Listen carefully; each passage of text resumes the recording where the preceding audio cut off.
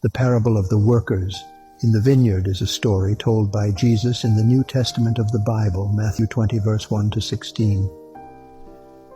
In the parable, a landowner hires workers to tend his vineyard throughout the day.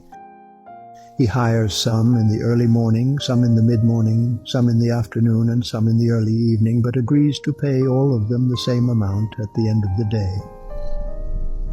The workers who were hired in the early morning grumble and complain when they receive the same pay as those who were hired later in the day. The landowner responds by reminding them that they agreed to work for a certain wage and that he has the right to be generous to whomever he chooses. The parable is a lesson about God's grace and generosity. The landowner represents God, who generously rewards those who come to him. Regardless of when they come or how much work they do, it doesn't matter if you are a pastor or you've been a drug addict.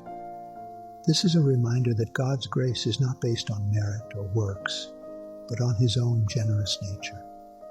The parable can also be seen as a warning against envy and bitterness.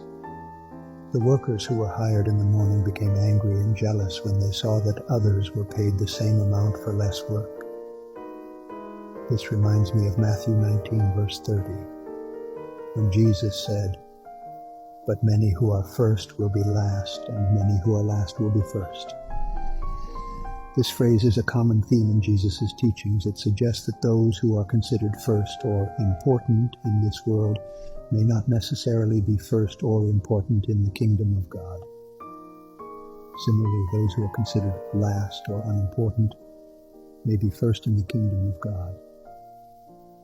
God's standards are not the same as the world's standards. In essence, the parable of the workers in the vineyard teaches us that we are all equal in the eyes of God, and that we should not compare ourselves to others or feel inferior or inadequate based on what others have or achieve.